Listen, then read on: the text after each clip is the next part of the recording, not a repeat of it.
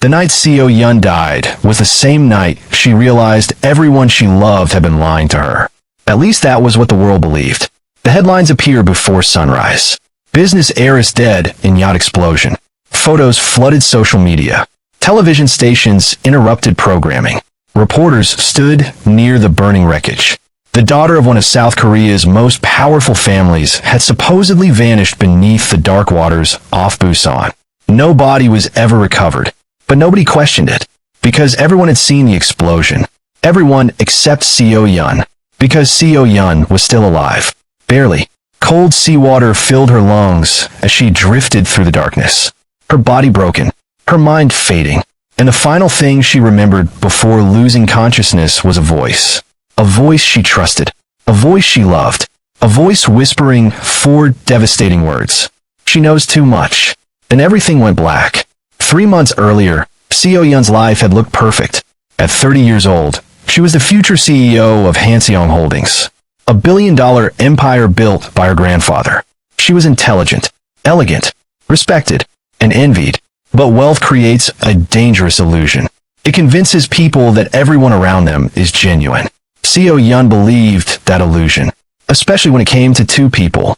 The first was Hye Jin, the man she planned to marry.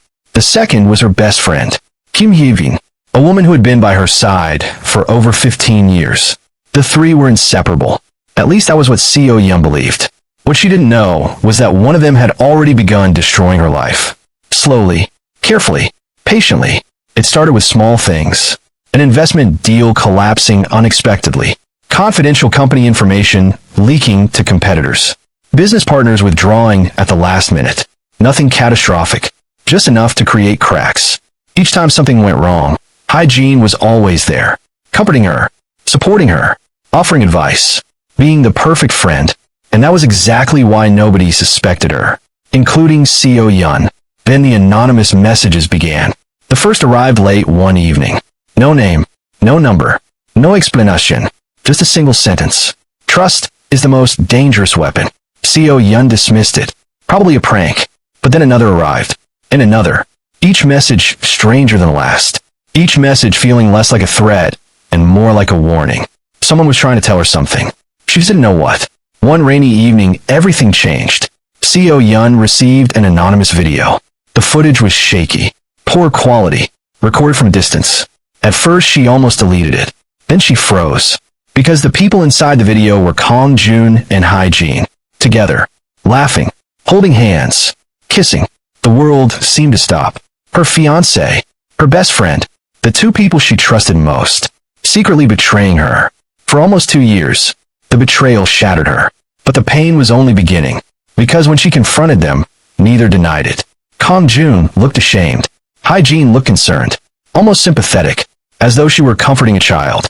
Then Hye Jin said something Seo Yeon would never forget. You were never supposed to find out this way. Not sorry, not guilty, just disappointed that the secret had been exposed.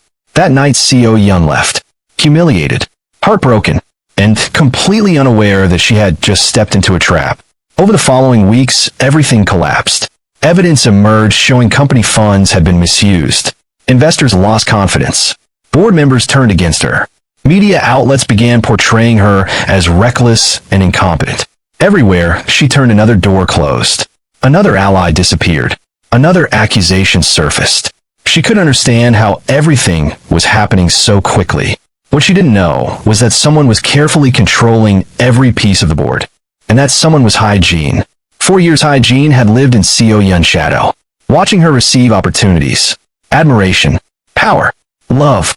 The resentment had quietly grown into obsession, and obsession had become hatred. By the time Seo Yeon finally realized someone was orchestrating her downfall, it was already too late. Or so everyone thought, because the yacht explosion wasn't an accident. It wasn't sabotage from a rival company, and it wasn't a random attack. It was murder. Someone wanted Seo Yeon gone forever. The shocking truth was that Hye Jin believed he knew who ordered it, and he was terrified, because he had finally discovered Hye Jin's real plan. But before he could warn Seo Yeon, the explosion happened. The world declared her dead, and Hye Jin celebrated. For the first time in years, she had won, or so she believed. Far away from Korea, Seo Yeon woke up in a small coastal clinic. Alive. Broken, but alive. An elderly fisherman had found her floating among debris hours after the explosion. He saved her life. And for the first time since childhood, Seo Yeon disappeared from the world. No company, no yacht, no family, no title, no identity, only questions. Who tried to kill her? Why? And who sent the anonymous video that exposed the affair? For nearly a year, she remained hidden, recovering, healing, watching, learning, and gathering information. The deeper she dug, the more horrifying the truth became. The affair was real, but it had never been the real objective. The affair had simply been bait, a distraction, a weapon designed to emotionally destroy her before the larger attack began. Every scandal, every leak, every betrayal, every failed business deal, every accusation, all roads led back to one person. Hye Jin, the friend she trusted more than anyone. The woman who had stood beside her at birthdays, celebrations, funerals. The woman who had comforted her while secretly destroying her life. Yet one mystery remained unsolved. The anonymous video. The first domino. The warning that started everything. Who sent it? And why? Seo Yeon couldn't find the answer. Not yet. So she focused on revenge. Not emotional revenge. Strategic revenge. The kind that destroys empires. 2 years after the explosion, Seoul witnessed something impossible. Seo Yeon returned. Alive. The media exploded. Investors panicked. Executives scrambled. And Hye Jin nearly fainted when she saw the news. Because dead women are not supposed to come back. Especially not carrying evidence.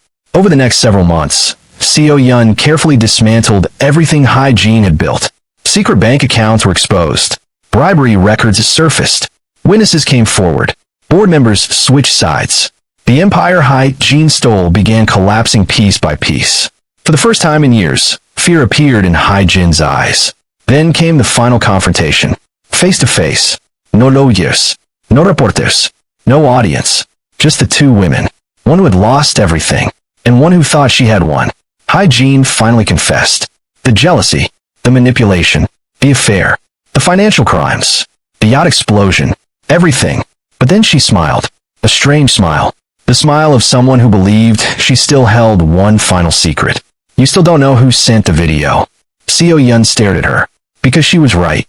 Even now she didn't know. Hye Jin laughed. Wasn't me. For the first time, genuine confusion crossed Seo Yeon's face. If Hye Jin didn't send it, then who did? Days later, after Hye Jin's arrest, Seo Yeon received a package. No return address. Inside was a single flash drive. Her hands trembled as she opened it. A video appeared. An older man sat before the camera. Weak, tired, dying. She recognized him instantly. Mr. Park, her father's former chief of security. A man who disappeared years earlier. The recording had been made shortly before his death. His voice shook as he spoke. I knew what Hye Jin was planning. Seo Yeon's heart stopped. Mr. Park explained everything. Years earlier, he had uncovered evidence of Hye Jin's manipulation. The affair. The financial sabotage. The growing conspiracy. He tried warning Seo Yeon's father. But before he could, he was forced out. Threatened.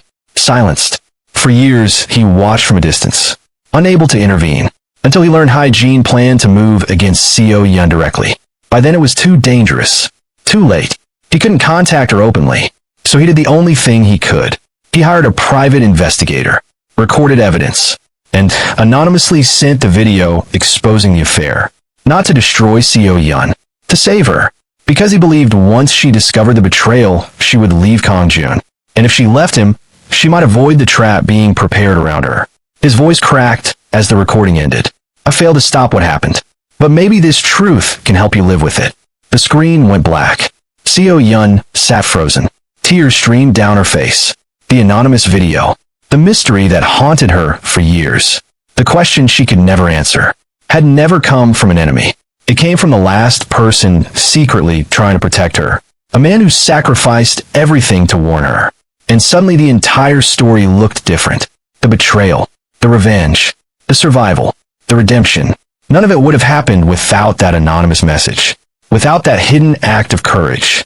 Months later, Seo Yeon stood atop the headquarters she had finally reclaimed. The city stretched endlessly beneath her. The company was hers again. The truth was known. The guilty had fallen. The innocent had been vindicated. Everything she lost had been restored. But the greatest victory wasn't the company, or the wealth, or the revenge. It was understanding something she never understood before.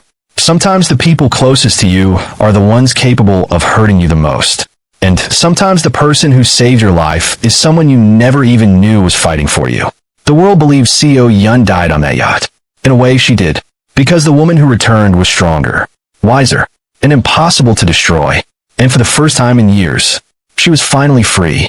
If this story kept you watching until the very end, chances are you will love the next one too. Don't forget to like, subscribe now, and turn on the notification bell so you never miss the next one. And tell me in the comments, at what moment did you realize Hye Jin had betrayed Seo Yeon?